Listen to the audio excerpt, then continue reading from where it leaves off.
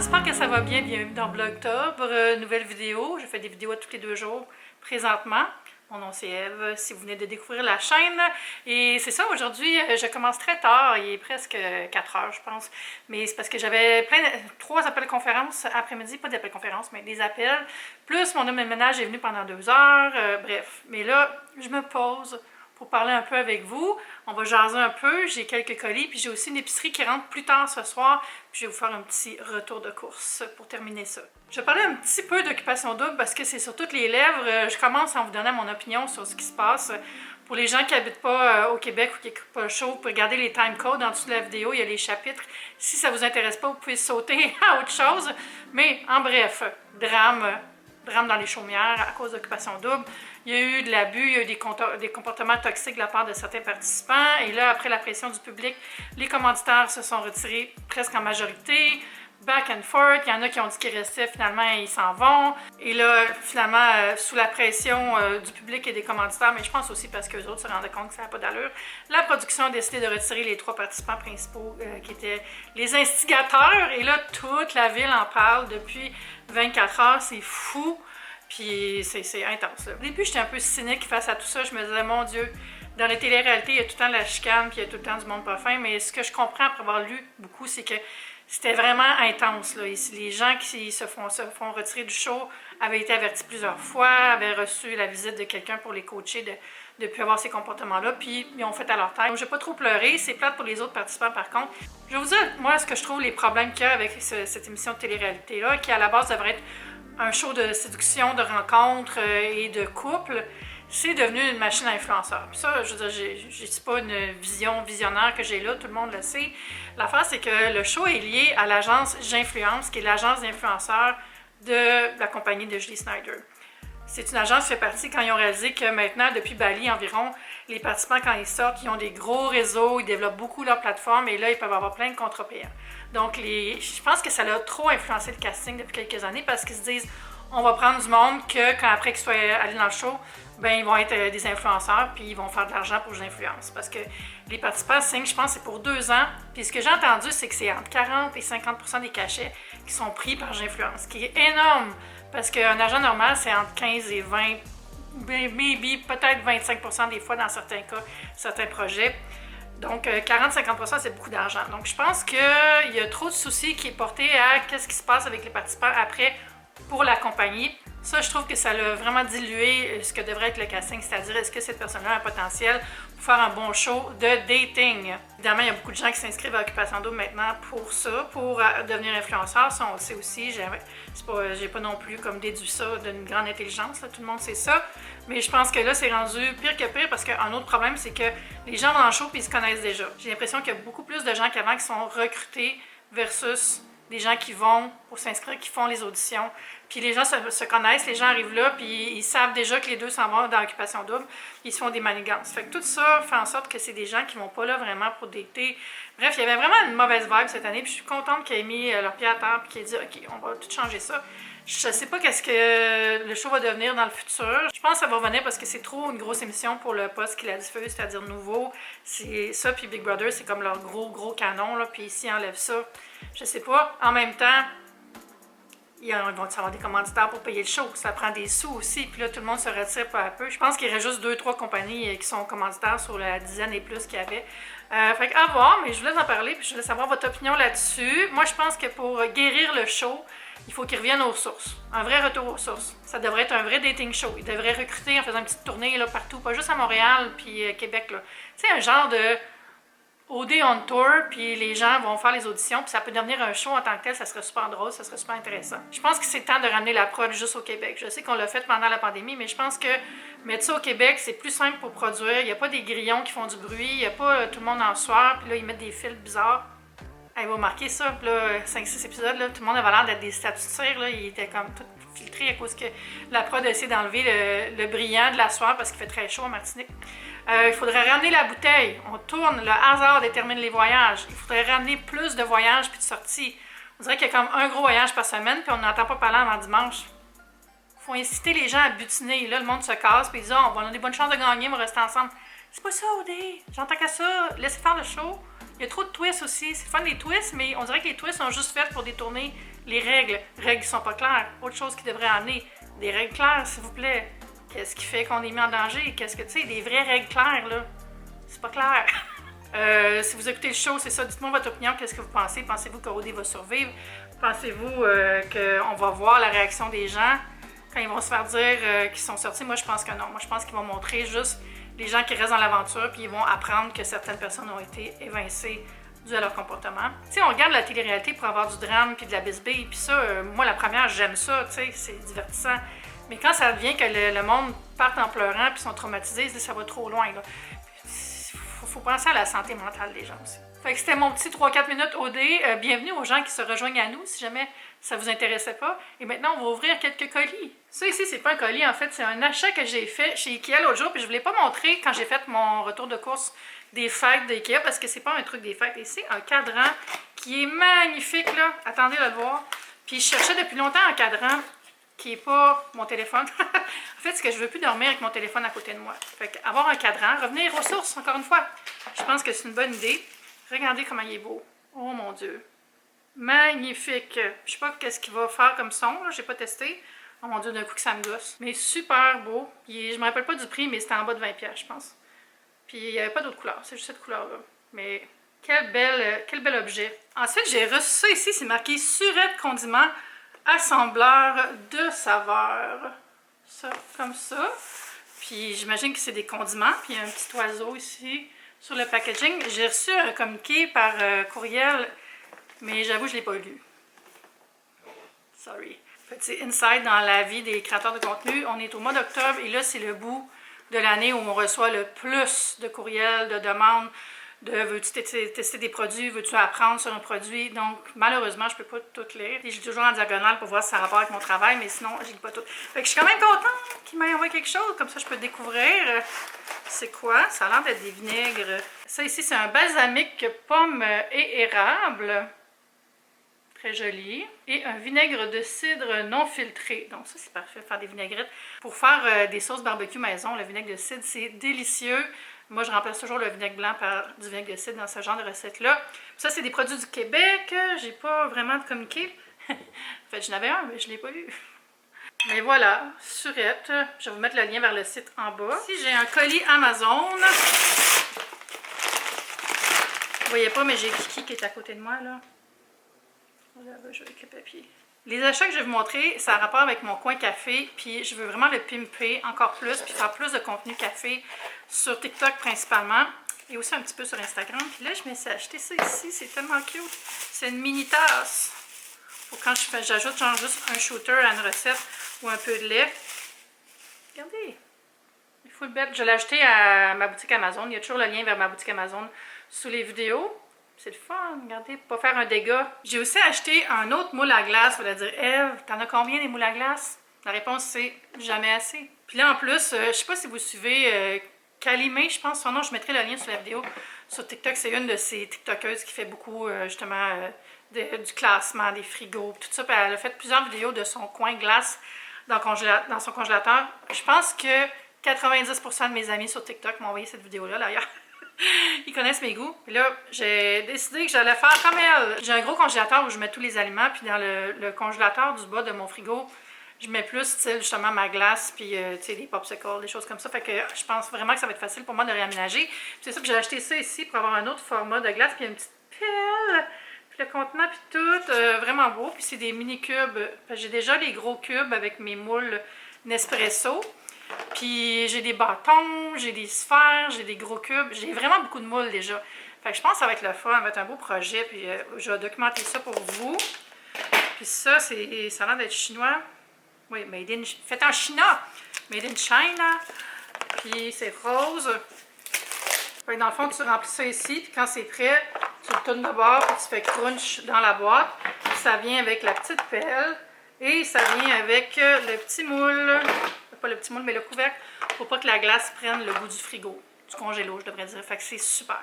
Ensuite, j'ai acheté quelque chose chez Walmart, puis je vous en ai pas parlé non plus parce que je trouvais pas que ça faisait Noël. Et c'est un kit de plats Rubbermaid. C'était $17,99, je pense. Vraiment pas cher.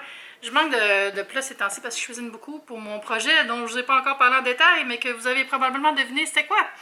Mais c'est ça, je trouvais ça super ça pour... Oh, la laveuse chante la chanson de son peuple. Puis la sirène qui se joint à elle. Bref, c'est un gros contenant avec plein de petits contenants. Puis je trouvais ça vraiment pas cher pour tous ces contenants. Fait que le premier contenant, ben, c'est la grosse boîte principale. Puis il y a toute la liste ici, je vais vous montrer. Vous voyez tout ça, toutes ces modulations-là. 4 mini, 3 ronds twist and seal, 3 twist and seal d'un autre format. Il y a plein de formats de couvercles variés. Ça sent le plastique. Ça, mes amis, regardez, j'ai ça comme ça. Des ronds comme ça ici. Il y en a 2. Des petits ronds aussi. Tu sais, c'est pas les plus épais, là. Mettons, c'est épaisseur lunch, mais pour mes besoins, c'est correct parce que, justement, je traîne pas rien à l'extérieur. Fait que juste pour ranger dans le frigo, ça va être super. Comme ça. Il y en a plein comme ça aussi, puis des petits comme ça. Il y a même un format comme ça. Il y en a 2. Puis des contenants divisés aussi. Ça, c'est parfait pour faire des petits snack box. J'aime ça faire ça. Tu sais, genre, tu prépares plein de crudités, des fromages, puis là, tu peux mettre un raisin, un fruit, une trempette, tu sais, n'importe quoi qui est mouillé. Séparer le sec du mouillé, parce que moi, c'est très important dans ma vie. Et voilà, fait que je trouvais ça vraiment bien, abordable, puis ça va être pratique. Là, j'ai une grosse boîte de chez H&M. J'ai commandé des choses pour Noël et j'ai commandé des cadeaux aussi. Fait que je vais l'ouvrir, mais pas tout de suite. À suivre plus tard dans la vidéo. Update jardinière, ça a l'air de ça. Finalement, j'avais juste pas assez arrosé, je pense. En tout cas, j'ai enlevé le bois mort, comme on dit, puis je l'ai tourné de bord. J'aime ça, ces petites lianes-là. Je pense pas que c'est fait pour aller si long. Peut-être qu'elle s'est étiolée, mais j'aime l'effet. Puis ici, j'ai mis un des deux... Une des 2 plantes que ma voisine m'avait donné de ses boutures. Puis j'ai mis l'autre au-dessus de mon bureau. Juste ici, avec mes petits calicots. J'aime ça. J'aime tellement cette tablette-là. Là. Je la trouve belle. Oh, mon petit bonhomme Animal Crossing qui est tombé. Ça, c'était dans un Monopoly Animal Crossing que Andrew m'a donné puis que je ne vais jamais jouer. Mais que ça valait la peine juste pour ce personnage que j'adore. En passant, si vous êtes dans le groupe restreint de gens qui me donnaient des cadeaux de Noël, donnez-moi pas de cadeaux Animal Crossing, je joue plus. En fait, c'est pas vrai, j'ai joué hier, mais ça faisait presque 2 mois. Oh my god. Bon, j'ai trié mon H&M parce qu'il y avait des cadeaux dedans, puis je voulais pas montrer tout. J'ai fait des achats. Il y avait 20% de rabais, donc j'en ai profité pour acheter des accessoires pour le travail, un peu de déco et un morceau de linge.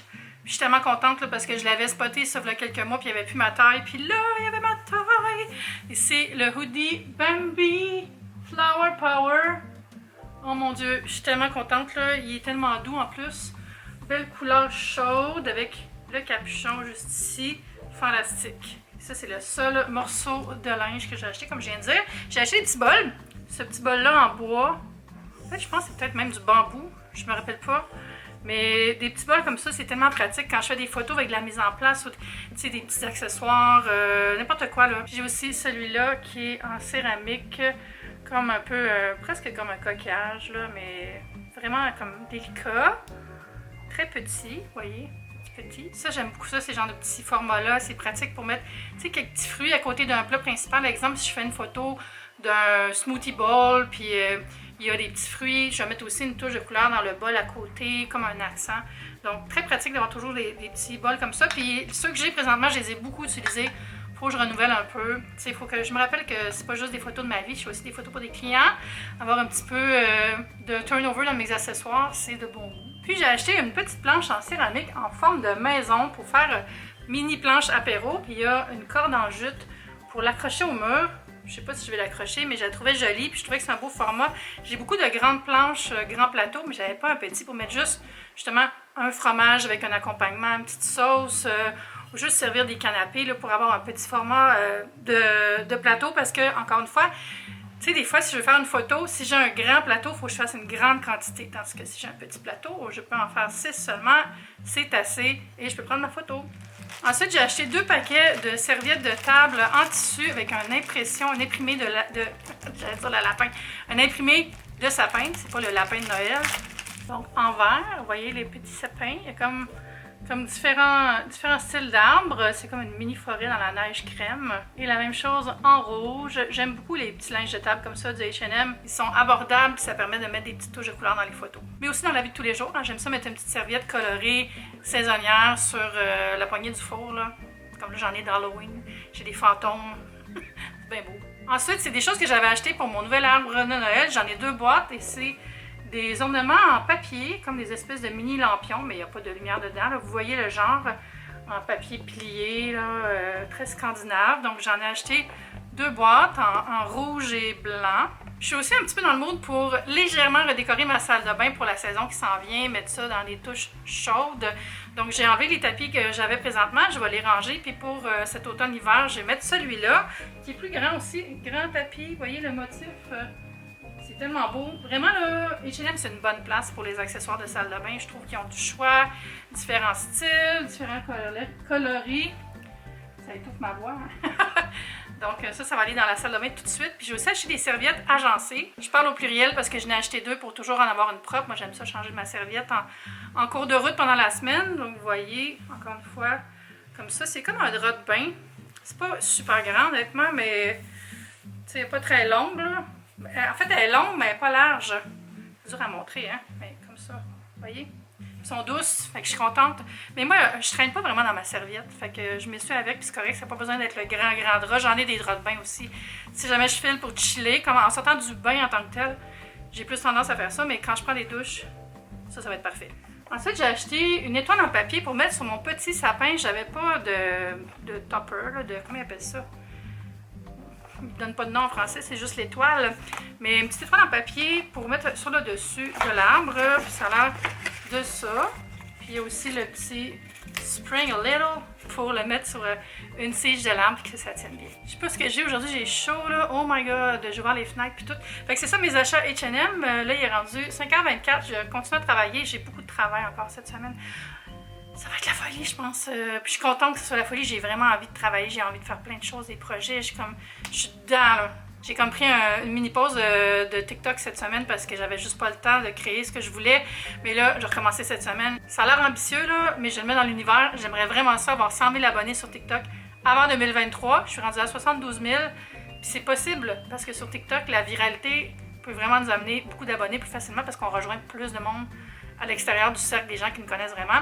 Si vous aimez mon TikTok, envoyez-le à vos amis, aidez-moi, on va y arriver ensemble. Puis c'est ça, c'est vraiment psychologique. J'aimerais juste avoir une plateforme où j'ai 100 000 abonnés. T'sais. Sur YouTube, on stagne tout depuis des années. Moi, ça fait comme... Je suis montée à 30 000, puis après ça, ça a arrêté de monter. Je sais pas. Je sais pas pourquoi ça a fait ça. Tu sais, genre 2 filles ordinaires, je pense que ça fait des années qu'elles essaient d'avoir leurs 100 000, puis ça fait juste plus monter. Là. On sait plus quoi faire pour monter. Moi, je le fais vraiment parce que j'aime ça, YouTube, puis j'aime ma communauté, puis c'est une place où est-ce qu'on peut s'éclater et faire plein de contenu. Mais j'ai comme plus d'objectif de croissance sur YouTube. Je sais juste faire mes affaires, puis c'est assez pour moi. Mais sur TikTok, j'aimerais ça avoir 100 000 parce que... Ça me ferait du bien au moral, on dirait. Ça serait comme un goal. Je me suis dit, visualisation, j'allais vous en parler. C'est fait. Là, je vais aller ranger tout ça. Hop, l'épicerie s'en vient plus tard en soirée, dans quelques heures. Fait que je vais déballer ça avec vous. Je vais vous dire qu'est-ce que je vais cuisiner. Puis je vais vous parler de ce qui s'en vient dans les prochaines semaines. L'épicerie m'est arrivée, ça a été un petit peu en retard. C'était avant 9h15. C'était avant 9h, je pense. Mais en tout cas, c'est pas grave, je suis debout.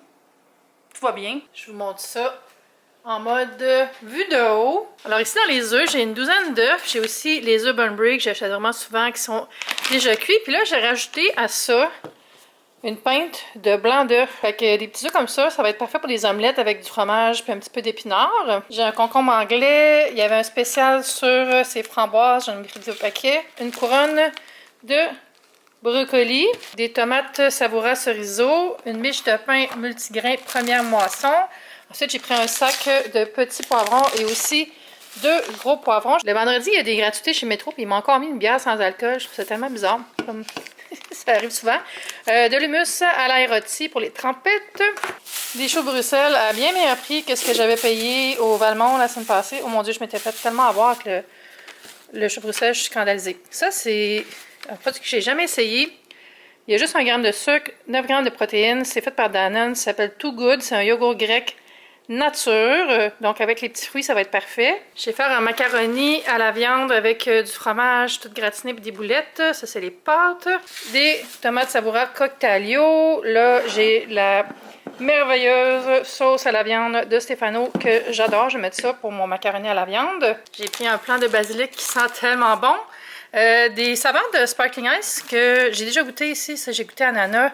Puis ça, c'est cerise, je pense. Ouais, limonade. Mais celle-là ici, j'ai jamais goûté. Orange et mangue. Avez-vous déjà essayé? Ça, c'est sans sucre. J'ai aussi du Coke Diet. Et là, une autre boisson que j'ai jamais essayé, c'est le Perrier à la mûre. Je me rappelle pas d'avoir essayé ça. Fait que ça va être une nouveauté à mettre dans mon verre cette semaine. Il y avait aussi un spécial 2 bleuets au mûr pour 7 $. J'en ai pris 2. Je mange vraiment beaucoup de petits fruits le matin. 2 belles tomates de Serre Savoura. J'ai pris 2 pots de mon fromage cottage préféré. C'est le Nordica sans lactose. Ça avec des petits fruits. Petit déjeuner parfait pour moi. Ici, ricotta fiorella pour faire des tartines. Du pain à l'ail que je vais servir demain aussi. Prêt en 12 minutes. Je sais pas s'il fallait que je laisse au congélateur. Ah ben oui, oups, je vais aller le remettre dans le congélateur. Le lait sans lactose, lactantiate en spécial. D'habitude, je prends le naturel. Fait que j'ai essayé lui, il était moins cher. Puis un mix de mélange printanier et des bébés épinards. Fait que ça va être mon épicerie pour les prochains jours. Et là, je vais aller emballer tout ça. Puis je vous dis bonne soirée. Merci d'avoir passé la journée avec moi. Je vais aller me reposer aussi un peu. Puis c'est ça, on se voit bientôt dans un prochain vlog, Tom. Bye!